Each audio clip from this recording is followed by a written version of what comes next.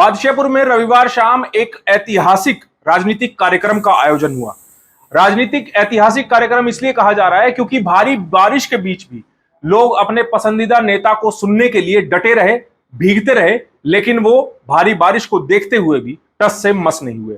आपको इस खबर में दिखाएंगे कि कौन से नेता के लिए उनकी जनता ने इतना प्यार उड़ेला है। नमस्कार, मैं हूं सुनील यादव और आप देख रहे हैं गुरुग्राम न्यूज।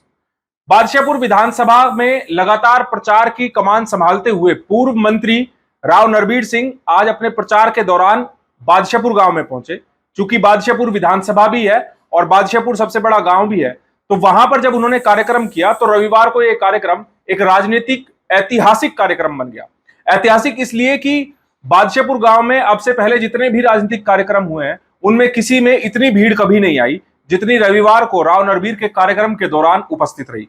इसके अलावा ऐतिहासिक इसलिए कहा जा रहा है इस कार्यक्रम को क्योंकि जिस समय ये कार्यक्रम का आयोजन किया जा रहा था उसी दौरान अचानक बरसात हो गई, और बरसात भी हल्की नहीं बल्कि जोरदार जब बरसात होने लगी तो लोगों ने अपने नेता को लेकर ऐसा प्यार दिखाया कि वो भारी बारिश के बीच भी बारिश में ही डटे रहे और अपने नेता को पूरा सुनने के बाद ही गए।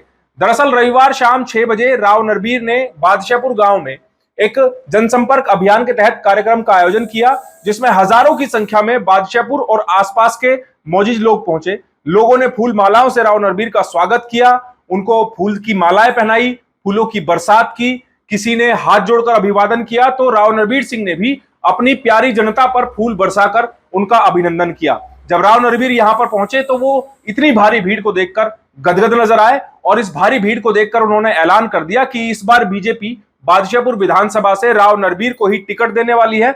और बादशाहपुर की जनता ने जो राव नरबीर के लिए प्यार दिखाया है उस प्यार को देखकर यह लगता है कि इस बार राव नरबीर पूरे हरियाणा में सबसे ज्यादा वोटों के अंतर से जीतकर आने वाले हैं।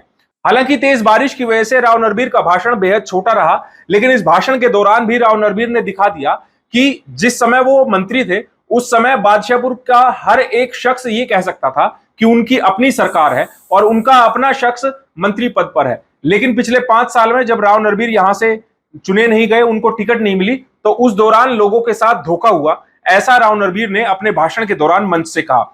राव नरबीर ने उम्मीद जताई है कि इस बार उनको पक्का टिकट मिलने वाली है और वो बादशाहपुर से विधायक बनकर एक बार फिर से हरियाणा सरकार के मंत्रिमंडल में जाने वाले हैं। रविवार को केवल राव नरबीर ने बादशाहपुर विधानसभा के बादशाहपुर कस्बे में ही नहीं बल्कि उन्होंने हंस एनक्लेव और धूमसपुर गांव में भी एक जनसंपर्क अभियान चलाया, जहां पर उनको सुनने के लिए उनके समर्थक भारी संख्या में पहुंचे और इन समर्थकों की संख्या में महिलाओं की संख्या कहीं ज्यादा रही। लोग राव नरबीर के कार्यक्रम में इस तरह उमड़कर आ रहे हैं, उससे साफ लग रहा है कि अगर राव नरबीर निर्दलीय भी बादशाहपुर विधानसभा से लड़ जाए तो उनको जीतने से कोई रोक नहीं सकता है। योजना में सबके सब काम करवाए। 2019 में राजनीतिक कारणों से नरबीर सिंह की टिकट काट दी, लेकिन बादशाहपुर से भारतीय जनता पार्टी चुनाव हार गई। भाजपा की सरकार 2019 में बनी और आज तक भारतीय जनता पार्टी की सरकार है। देश में भी है, प्रदेश में भी है, मेरी सरकार है। लेकिन मैं आपसे ही पूछता हूं कि मुख्यमंत्री वही, पार्टी वही, सरकार वही, लेकिन क्या बादशाहपुर में उतने विकास के काम हो पाए? सिर्फ एक आदमी की कमी रही कि नरबीर सिंह उस विधानसभा में नहीं था। साथियों, हर एमएलए अपने हिसाब से काम करने की कोशिश करता है, लेकिन हर आदमी 100 किलो वजन नहीं उठा सकता। किसी की हिम्मत 20 किलो की, कोई 40 किलो, कोई 1-1.5 मन। नरबीर सिंह तीसरी बार एमएलए बना, लेकिन जो कुछ इलाके ने कहा वो मैंने करने की कोशिश करी और मैं विश्वास दिलाता हूँ। और मैं तकरीबन हल्के में घूमता है और आज बादशाहपुर विधानसभा का ये लोगों की नजरों से, लोगों के चेहरों से, लोगों की हाजिरी से ये लगता है कि लोगों ने आपके मन बना दिया है कि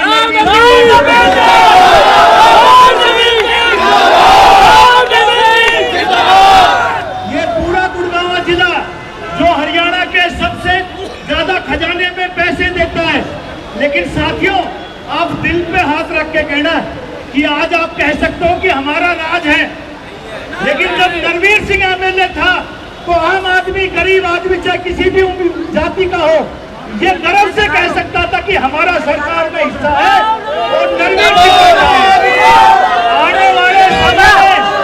आने वाले को टिकट देगी सच्चा उम्मीदवार नहीं है भाई। और मैं चुनाव लड़ूंगा और आपका आशीर्वाद और आपका सहयोग मांगने आया हूँ कि बादशाहपुर बड़ा गांव हमारा निकल कर बादशाहपुर विधानसभा है।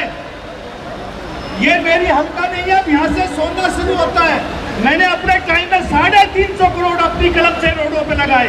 पटौदी विधानसभा क्षेत्र में 400 करोड़ रुपए लगाए और बादशाहपुर के हर गांव में करने की कोशिश करी।